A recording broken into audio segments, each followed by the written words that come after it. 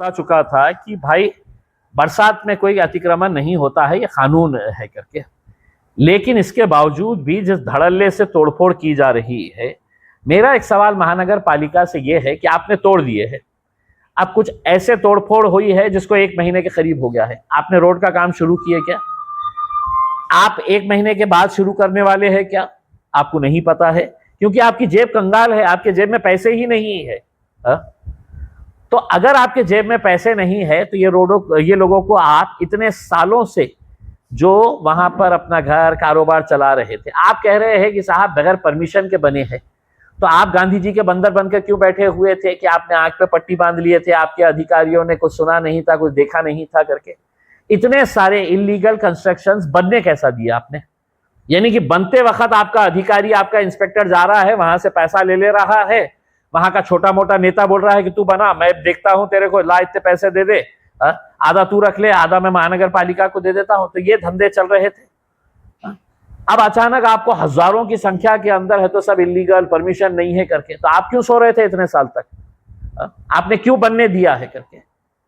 और अगर आपके पास पैसा नहीं है, अब आप जा रहे हैं नितिन गडकरी साहब के पास कटोरा लेकर कि साहब हमको रोड बनाने के लिए पैसे दो, हमने पूरा रोड के लिए तो घरा तोड़ डाले, कारोबार तोड़ डाले। अब आप मुख्यमंत्री के पास जा रहे हैं, कब देने वाले, कितने देने वाले, किसी को कोई नहीं पता।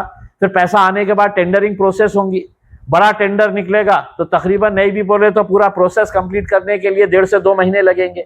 यानी कि आप बरसात का महीना जून से लेके सितंबर, आप तोड़फोड़ कब कर रहे हैं? जुलाई के अंदर कर रहे हैं। अगस्त, सितंबर, अगर और 2-3 महीने अगर आप रुक गए होते और उसके बाद लोगों को कह दिए होते कि हम अक्टूबर में किसी का नहीं सुनने वाले हैं, हमारे पास रोड के पैसे हैं, हमने टेंडर प्रोसेस कंप्लीट करके रखा है, जिस दिन तुम्हारा घर टूटेगा उसके 8 दिन के अंदर है तो हम अपने रोड का काम शुरू कर डालेंगे करके, तो लोग भी आपका साथ कोऑपरेट करे होते उसमें। लेकिन ऐसी गुंडागर्दी कि साहब फौज फाटा लेके जाओ, पुलिस को भी कोई काम नहीं रहा है उसके अंदर, पुलिस वाले भी लगे हुए हैं, इनकी फौज फाटा, 50-50 बुलडोजर्स, उसके रील भी बनाए जा रहे हैं कि कैसे जा रहे हैं करके।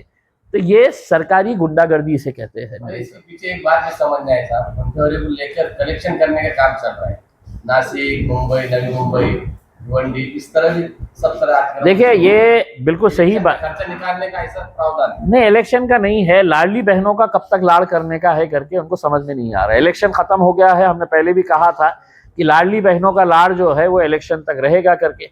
लेकिन अब महानगर पालिका का इलेक्शन आने वाला है तो लाडली बहनों का और थोड़ा सा लाड़ करना पड़ेगा। उसके लिए पैसे लाए कहाँ पे, कहाँ से लेकर आए पैसे? जो पैसा जनता के बीच में जाना चाहिए था वो मंत्रियां बैग में भरकर है तो सिगरेट फूकते बैठे हुए हैं। तो वो पैसा जो है, जो जनता के बीच में जाना चाहिए, वो जनता के बीच में जा ही नहीं रहा है। तो अब कैसा जमा किया जाए? तो चलो दादागिरी करके है तो तोड़फोड़ करके गुंठेवारी के हिसाब से जमा करेंगे, टैक्स के नाम से जमा करेंगे करके। भाई इसको आपको तोड़फोड़ करने की जरूरत नहीं थी। आपको इस तरह से तोड़फोड़ करके है तो लोगों का गला दबा के उनके कनपट्टी पे बंदूक रख के पैसा जमा करने की जरूरत नहीं थी। आप हर वार्ड के अंदर जाना था, गुंठेवारी के अंदर लोगों को ऑफर करना था, पैसे लेना था, काम जारी रखना था।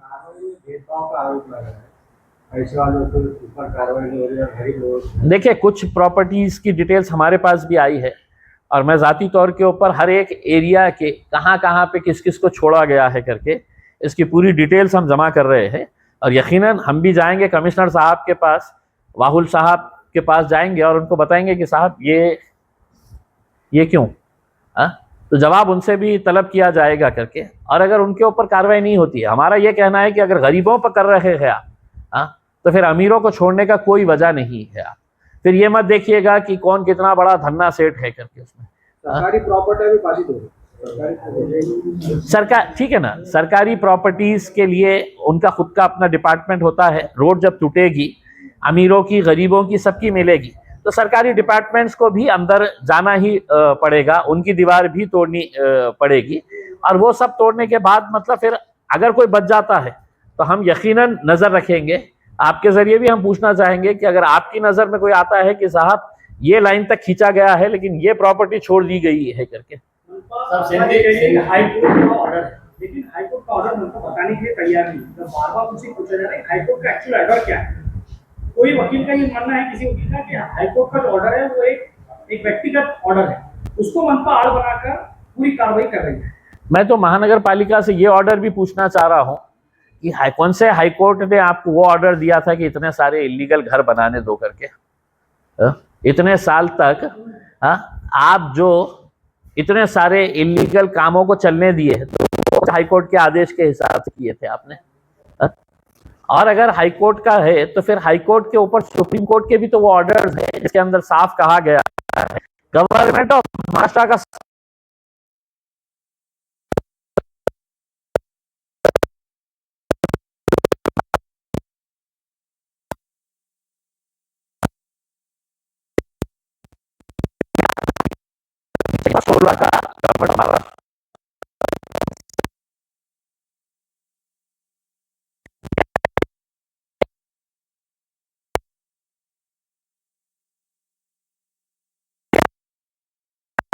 गवर्नमेंट का उदाहरण ले लीजिएगा।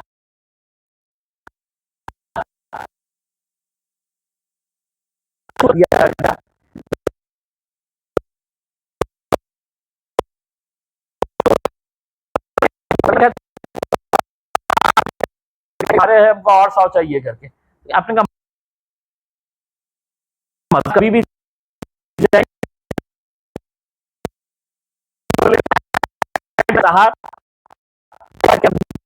के अंदर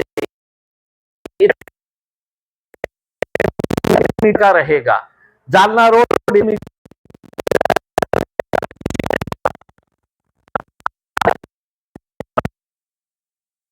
14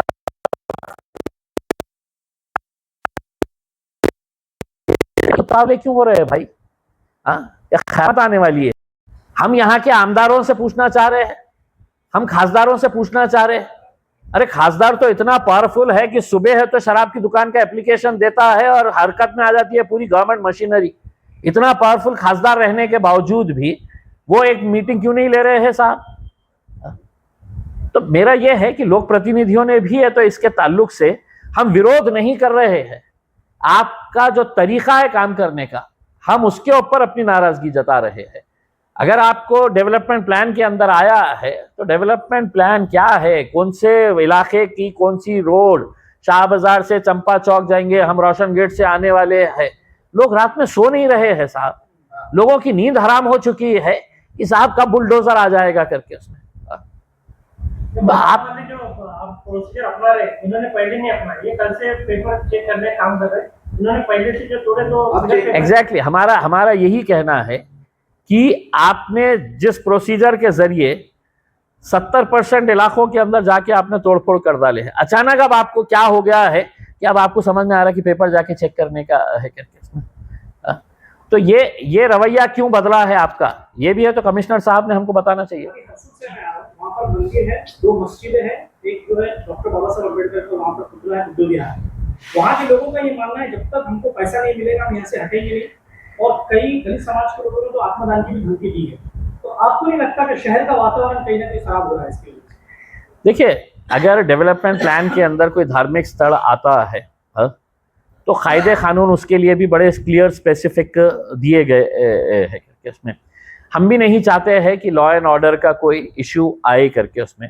मैं तो लोगों से यही अपील करूंगा कि जिस किसी का भी धर्म का अगर कोई धार्मिक स्थल अगर आ रहा है, उस एरिया के, उस मस्जिद के हो, मंदिर के हो, जिम्मेदारों ने बैठना चाहिए और उसके ऊपर क्या रास्ता निकल सकता है करके ये सोचने की जरूरत है हमारे लिए।